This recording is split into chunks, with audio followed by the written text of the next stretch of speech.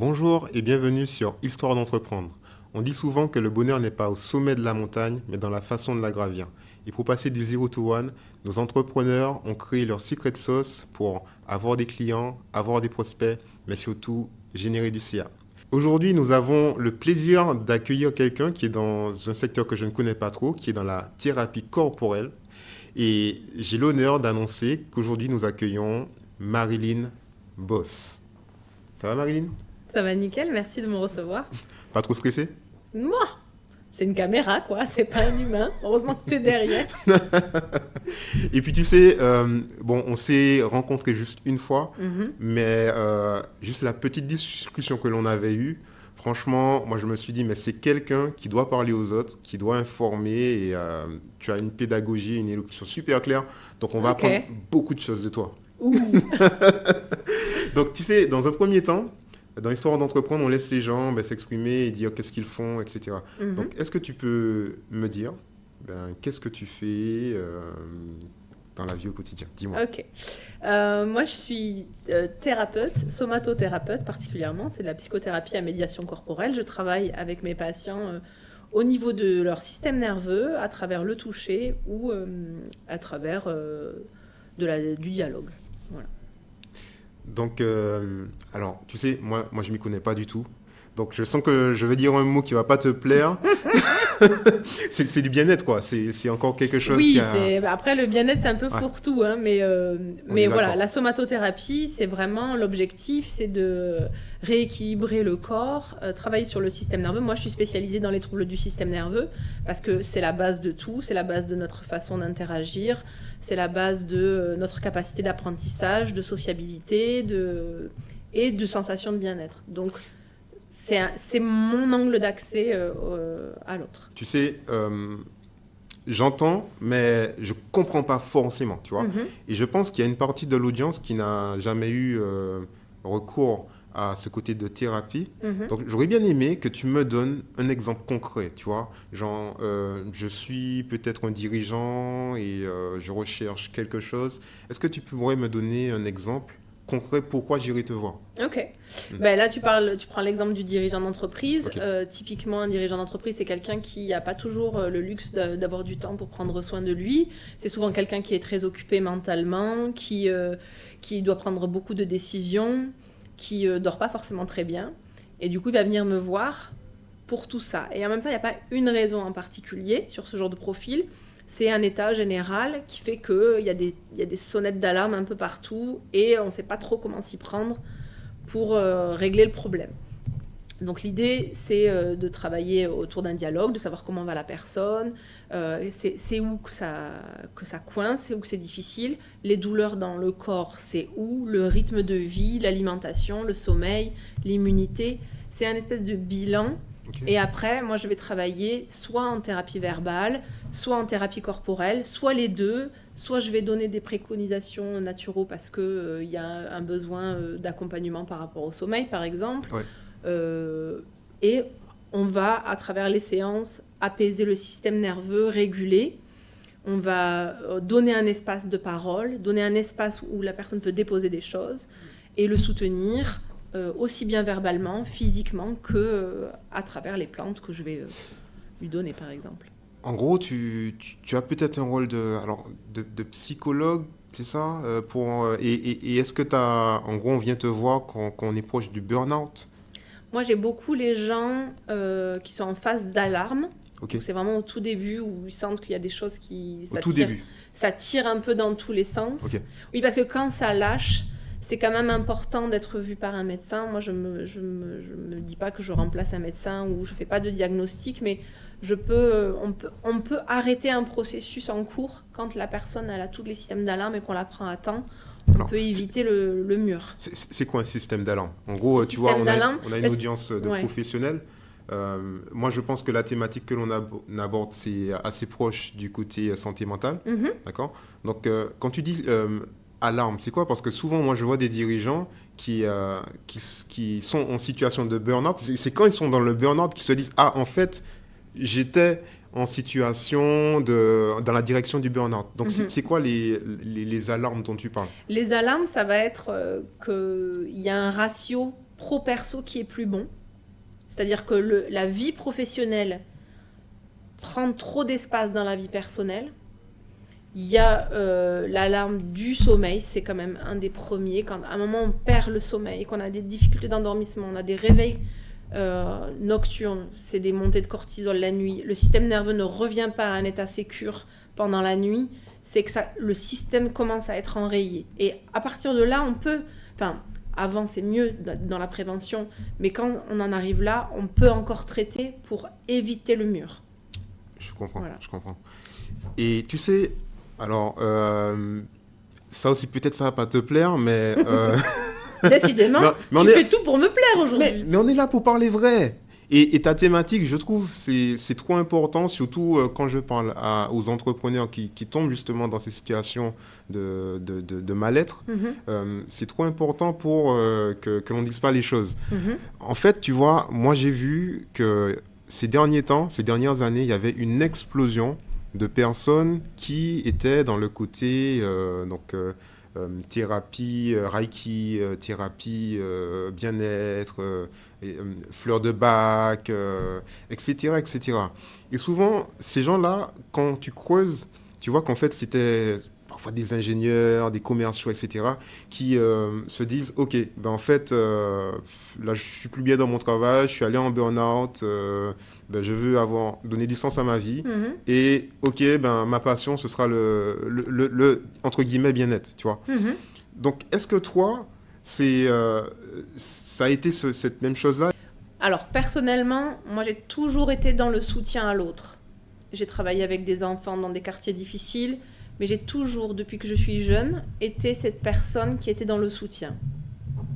Donc, j'ai essayé de trouver des outils qui me correspondaient et que je pouvais utiliser à des fins professionnelles. Mais je ne me suis jamais vraiment reconvertie professionnellement. Ça a été plutôt un processus évolutif qui m'a menée sur ce chemin et qui fait que j'ai trouvé ma place. Et aujourd'hui, je peux dire que j'ai trouvé ma place. Ça fait 10 ans que maintenant je suis libérale. 10 ans. Ouais. Ok, ah oui. Oui. Donc ce n'est pas la personne qui s'est levée et qui s'est dit... Après, effectivement, tu as raison quand tu dis qu'il y a beaucoup de gens qui font des reconversions professionnelles parce qu'ils rencontrent des difficultés dans leur vie personnelle ou des burn-out professionnels et où ils se disent que ça manque de sens, que c'est compliqué et ils veulent absolument transformer cette expérience personnelle dans une carrière professionnelle. Ouais. Et c'est pas toujours judicieux parce qu'il y a une forme il y a des œillères en fait sur la réalité de ce que c'est l'entrepreneuriat à ce niveau-là quand on veut devenir thérapeute, que ce soit la sophrologie, la réflexologie, l'hypnothérapie, tout ça c'est des parcours et des cursus qui sont accessibles, que beaucoup de gens font en reconversion professionnelle parce qu'ils veulent donner du sens. Par contre, de ce que j'ai pu remarquer, c'est une poignée d'élus qui arrivent à en faire un métier et à transformer un parcours de vie dans une activité qui est rentable. Je suis d'accord avec toi. Et là, tu vois, je comprends mieux. Parce que tu m'as dit 10 ans et là, ok, d'accord. Donc, tu as une vraie expertise, d'accord ? Si tu me dis 10 ans, donc en gros, ça veut dire que tu as une grosse peut-être clientèle, tu as beaucoup de retours d'avis où tu as pu corriger ta méthode, construire vraiment quelque chose d'assez solide. Oui. D'accord. Puis des formations régulièrement, okay. Toujours pour continuer à enrichir mes pratiques, continuer à enrichir ma posture professionnelle, continuer à ouvrir aussi les possibilités de rencontres, de pédagogie, parce qu'il faut beaucoup expliquer ce que je fais. Les gens ne sont pas forcément au courant de c'est quoi une somatothérapeute, pourquoi je vais aller la voir, qu'est-ce que c'est la naturopathie, la psychotraumatologie, pourquoi, etc. Comment fonctionne mon système nerveux. Donc il y a beaucoup d'éducation, de psychoéducation et d'éducation en général. Okay. Donc ça veut dire que, parce que tu me parlais aussi du côté où tu étais... dans le côté quartier difficile, donc tu aidais les gens, etc. Donc ça veut dire que tu as fait ça toute ta vie? Depuis petite, tu te prédestinais à ça, ou c'est un moment de vie où... Tu veux dire avec les enfants? Alors avec les enfants, et même, ou bien même ce côté s'occuper des gens. Parce que moi j'ai toujours été dans le domaine de l'humain. C'est-à-dire depuis enfant, j'ai toujours été quelqu'un qui était à l'écoute, quelqu'un qui était dans le soin, quelqu'un qui était attentive, attentionné. C'est quelque chose qui est naturel chez moi, ça fait partie de mon ADN. La seule chose qu'il a fallu que je travaille sur mon chemin, c'est comment je pouvais le canaliser pour que ça ne me coûte pas mon énergie et que ça me permette de vivre de quelque chose qui est naturel et qui est une vraie passion pour moi. L'humain et le fonctionnement, la psyché, le système nerveux, répondre à ces questions-là, ça a vraiment été un parcours personnel important. Mais il fallait que je trouve, sinon je me serais perdue sur la route, il fallait que je trouve un cadre pour pouvoir dire « Ok, moi je vais produire ce service, cette compétence, cette spécificité, en échange d'un tarif horaire, et là c'est canalisé et ça a du sens. » Et c'est un échange. Ouais. Et tu sais, parce que bon, le podcast, il est assez court et on a discuté en off, et je sais que tu as fait énormément de choses. Et je sens aussi que ça a été vraiment une vocation parce que, peut-être tu nous le diras, mais tu as un passé d'artiste. Et on est d'accord. Oui. J'ai tenté, en tout cas. Mais la Star Academy. Donc, quelle saison ? La 2. Saison 2. Donc, Saison 2. Si mais au niveau du chant, tu veux dire, parce que tu veux parler de ça, bien sûr, t'es un coquin. Je voulais être chanteuse, moi, quand j'étais jeune. Et c'était quelque chose de très important pour moi. Et j'ai fêté mes 20 ans, d'ailleurs, à Paris, aux côtés de Yannick Noah, pour les 20 ans de la fête de la musique. Carrément, tu l'as acheté. Oui, on a passé 3 jours ensemble en studio, et pour faire le concert, on était à Montmartre. À l'école de Montmartre. Et oui, j'ai eu cette expérience-là qui était chouette. J'ai rencontré le ministre de la Culture. Tu as son 06 ? Non. Non, j'ai encore quelques photos, ceci dit. Mais c'était une très belle expérience. Mais c'est... voilà. Et la Star Academy, pareil, j'ai eu la chance d'arriver assez proche du château, même si je suis quand même avec le recul contente de ne pas être rentrée dans le château. Oui, parce que il y a des trucs comme ça partout. Là, c'est compliqué. J'avoue. Mais ça a été une belle expérience. Arriver dans les 100 dernières sur 15 000 personnes qui participent, c'est valorisant. Ça veut dire qu'il y avait de la qualité quelque part, j'imagine. Mais c'était une chouette expérience humaine. Et comment, alors, tu vois, tu as ce côté où... alors, moi, j'ai fait un peu de danse. Et je sais que les très bons danseurs... Souvent, ils ont ce côté, ils ont l'aura, ils ont dans leur tête le mindset à continuer dans le côté artistique, à aller dans une compagnie, etc. Donc, comment toi, tu passes d'un truc où... donc, ça dit que tu chantais super bien, un truc où tu es un peu prédestiné au côté artistique, à un moment, tu te dis, ah, ok, non, en fait, je vais plutôt aller vers le côté de la thérapie. Mais en fait, ça rejoint ce que tu disais à propos des reconversions professionnelles. C'est-à-dire que sur un parcours, les gens veulent absolument transformer quelque chose qui leur a parlé à un moment donné de leur vie dans quelque chose de concret, de long terme, de carrière, de choix professionnels, etc. Et ça n'a pas forcément besoin. En fait, moi, j'ai réalisé que j'adorais chanter, mais que je n'avais pas besoin d'en faire un métier. Et que ça pouvait très bien rester un intérêt personnel, une passion que je pouvais faire vivre à petite dose avec des petits groupes, avec des cours de chant, avec des karaokés parfois. Tu donnes des cours de chant ? Moi, je prends des cours de chant. J'en donne pas, j'en prends. Cool. Parce que j'aime travailler. Le travail de la voix, c'est quelque chose qui m'intéresse et qui me nourrit. Donc, c'est important que ça reste dans ma vie. Mais ça n'a pas besoin de devenir une activité professionnelle. Et c'est aussi ça, tu vois, le parallèle avec la reconversion professionnelle. C'est que parfois, oui, il y a des choses qui nous aident dans la vie. Oui, il y a des choses qui sont... On a envie de redonner du sens. Mais est-ce qu'on a besoin d'en faire un métier ? Je suis d'accord avec toi. Et tu sais, justement, on retourne sur ce côté du métier que tu exerces. Comment, toi, tu arrives... C'est quoi ton business model ? Et c'est quoi qui arrive à te faire vivre ? Parce qu'on ne va pas se mentir, justement, comme je te dis, j'en connais beaucoup. Et il y en a beaucoup qui se créent et beaucoup qui ne durent pas 10 ans, d'accord ? Qui durent... Ça demande un engagement, oui. Ouais. C'est pas simple, hein.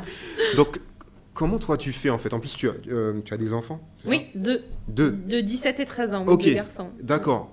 Tu vois, donc comment on arrive à vivre de ce métier tout en prenant conscience que en fait, ça devient presque saturé vu le nombre de personnes qui commencent à aller dans ce secteur ? Dis-moi tout. C'est la poignée d'élus qui réussit. Tu es l'élu ? Je sais pas si je suis l'élu. En tout cas, je pense qu'il y a un équilibre entre la compétence, le relationnel, le sérieux et les heures de travail non rémunérées. Je pense que quand on est...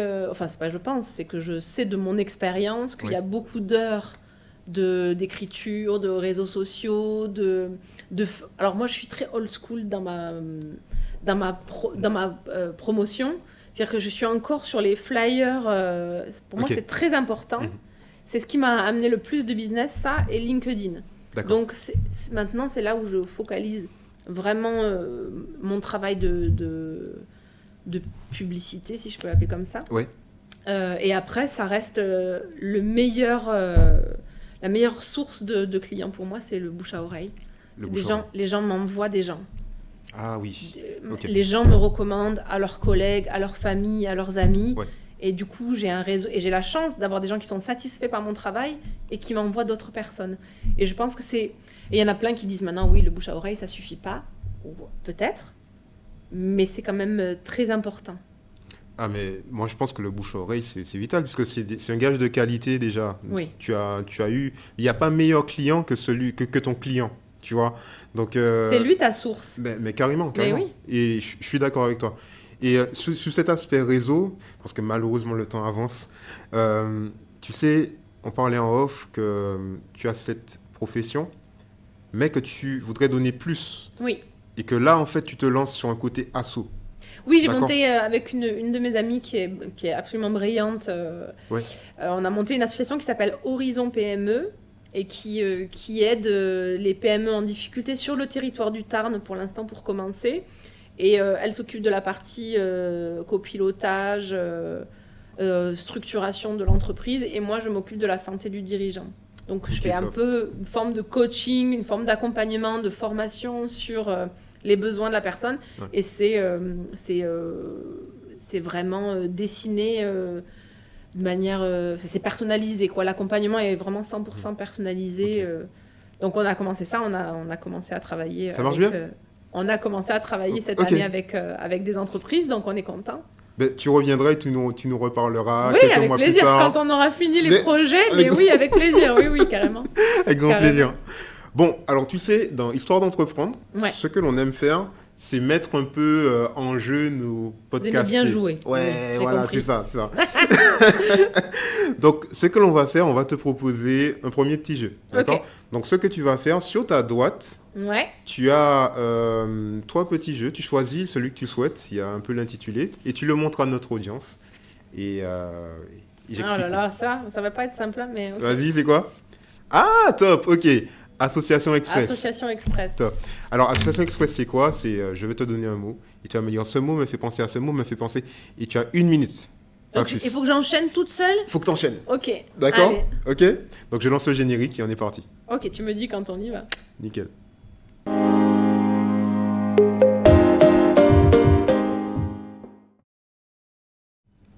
Ok, on est parti. Résilience. Force, courage, travail, motivation. Hein ? Doute. Souvent, trop régulièrement. Colocataire. Motivation. Soutenir, aider, comprendre, faire évoluer. Leadership. Une énergie. Moteur, idée, création. Priorité. Les enfants, la maison, le temps libre, le soleil. Ok, équilibre. La famille, les loisirs, le travail, les rencontres. Patience. Patience. Nécessaire, frustrante. Redoutable. Sacrifice. Aidante. Sacrifice. Blessure. Difficulté. Et c'est fini. Pas mal. T'as bien enchaîné. C'est vrai ? Ouais, franchement, cool. lourd. Et tu sais, de tous ces mots, moi, il y a un mot qui s'est répété. C'est le mot famille. Ouais. tu vois. Et ma question, ça aurait été, tu sais, dans le business dans lequel tu te lances, c'est parfois pas facile, Mhm. parce qu'il faut créer sa clientèle, il faut se consacrer, il faut donner pas mal de son temps, tu Mhm. vois, à son business. Est-ce que, en fait, toi, tu arrives à joindre ce côté du business et de la famille? Ou Oui, parfois c'est alors compliqué. ça a été compliqué quand mes enfants étaient plus petits. Ok. Parce que j'avais envie d'être une mère présente et de pas être en stress pour vivre ma vie du quotidien. Et donc j'ai fait le choix d'avoir une vie professionnelle en tout cas réduite Mhm. pour me permettre d'avoir du temps pour eux. Et du coup c'était un équilibre et c'était un sacrifice financier puisque ça me permettait pas de travailler comme je voulais. Mais je ne regrette absolument rien. Mes enfants grandissent, ils ont 17 et 13 ans. Aujourd'hui, se passent volontiers de leur maman, en tout cas suffisamment régulièrement pour me permettre Ok. de travailler plus. Donc j'ai réussi, avec le temps, de trouver des nouveaux espaces où je peux travailler. Mais j'ai quand même la nécessité personnelle d'avoir du temps où je suis pas pro, où j'explore des choses simples comme prendre le temps de lire, aller faire mes cours de chant, faire de la poterie, Ok. vivre la Non, vie. un jour, je veux que tu nous fasses une démo de chant Oh gospel. là là. Ok? Un jour, Un pas jour. aujourd'hui. Hein. Non, pas aujourd'hui. J'ai rien préparé. Tu me mets en stress, ça va pas du tout. Du Maria Carey. Non, Pour- pas Maria Carré. Mais tout ce qui est afro-américain, c'est ma cam. Ah, ok, Donc, on ok. ira. Il n'y a pas de problème. Cool. Bon, alors, comme le temps avance, ce que l'on va faire chez Histoire d'entreprendre, c'est te donner un deuxième jeu pour encore Allez. te mettre au C'est challenge. celui-là, là. Voilà, l'ABCDR. Donc, l'ABCDR, c'est quoi? C'est en gros, je vais commencer par une phrase par une lettre. Et toi, tu devras commencer ta phrase par la lettre qui suit. Le mieux, c'est que je réponde à ta question en même temps. Ah, Ok. ouais, ah oui, il faut répondre à ma question. C'est ça le truc. Donc, Ok. on est parti? C'est parti. Yes, let's go.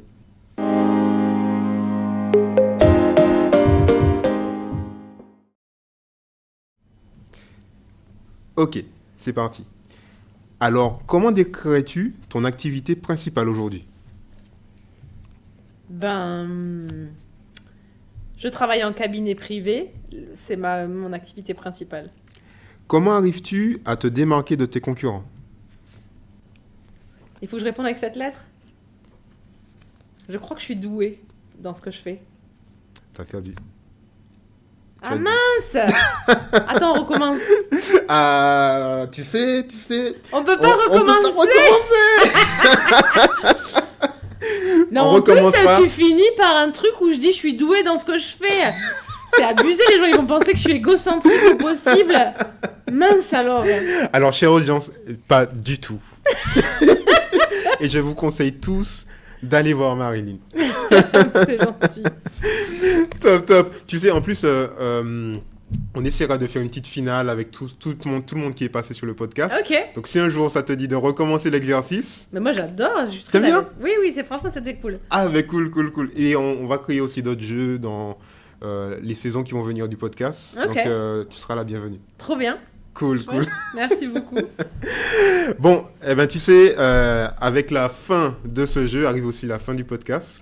Donc, la première chose que l'on demande, c'est si tu as aimé le moment, est-ce que tu connaîtrais quelqu'un qui serait aussi dans cette vibe-là, à faire un podcast et surtout on cherche des gens qui génèrent du CA, parce qu'en gros, pour donner des conseils à des gens, faut être déjà dans le business, Mhm. et qui ont ce côté convivial, comme tu l'as. Mais oui, je pense à quelqu'un direct. Dis-moi. Qui Ah mais il faut que je dise son nom, mais je sais pas Ou si tu j'ai me le le dis droit. après. Ouais, je te le dis après. Après, ok, cool. Mais oui, carrément. Et je pense qu'il se fera un plaisir de venir. C'est un dirigeant d'entreprise, mais Alors, dirigeant d'entreprise, on te contactera très bientôt. C'est pas il moi, il va me faire un truc. Tu vois. c'est elle. Je te balance, Vincent. Ah, bah. Top. Alors, bon, elle a lâché un prénom, mais il n'y a pas le nom. Il n'y a donc, pas le nom. Il y en a voilà. plein des Vincent. Voilà. Vincent Lagaffe, on t'a bientôt. Ah non, Pas mais... le même profil. Oh. Bon, alors, la deuxième chose que l'on demande, c'est qu'est-ce que l'on peut te souhaiter pour le futur? De grandir encore, dans Ok. tous les sens du terme. Plus de CA? Plus de CA, oui, toujours. Plus de CA, plus de visibilité, plus de rencontres et Ok. plus de projets. Parce que que ce soit des associations, des partenariats, le travail avec Horizon ou du coaching ou des conférences. Horizon, on n'a pas parlé, mais c'est l'association. Hein. Si, on en a parlé. Oui, on en a parlé, mais on n'a pas dit le mot. Je crois que j'ai dit Horizon. Tu as dit le mot Horizon ? Oui, oui. Ok, d'accord. De toute façon, est-ce que tu peux donner déjà où tu travailles, si les gens veulent te contacter, et Horizon, s'il y a un site internet, je sais pas quoi. Alors, pour mon cabinet, j'ai 3 lieux de rendez-vous. En fait, j'ai 3 cabinets, en fait. D'accord. Un à la Beige, depuis peu, un à Balma-Vidaillan et un dans le Tarn, puisque je suis originaire du Tarn. En tout cas, j'y habite. Et pour Horizon PME, soit on contacte Sarah Guirlinger, qui est via LinkedIn. On a une page pro et il y a nos contacts. Voilà. Et j'ai un site internet, un Google Business, une prise de rendez-vous en ligne. Donc, il y a tout ce qu'il faut pour prendre rendez-vous et savoir ce que je fais en détail. Cool. De toute façon, toutes les informations seront en bas de la vidéo. Et voilà, et si tu as d'autres informations, tu me donneras et je Oui, mais après, cool. je suis ouverte. S'il y a des gens qui ont des questions, ils peuvent me contacter, il n'y a pas de problème. Franchement, contactez-la, elle est super sympa et super pro.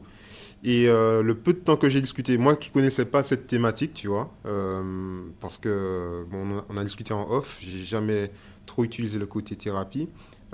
Tu l'expliques super bien et on comprend direct l'utilité. Tu vois, chouette. Ouais, mais on sent le professionnalisme, donc c'est cool. C'est vraiment top. Bon, Marilyn, sur ce, on va devoir se quitter. Yes. Mais peut-être pour une prochaine saison, comme je disais. À bientôt, c'est ça qu'il faut dire. Ouais. Cool. Merci de m'avoir reçu en tout cas, c'était chouette. C'était vraiment un grand plaisir. Cool. C'était Histoire d'entreprendre. Ciao.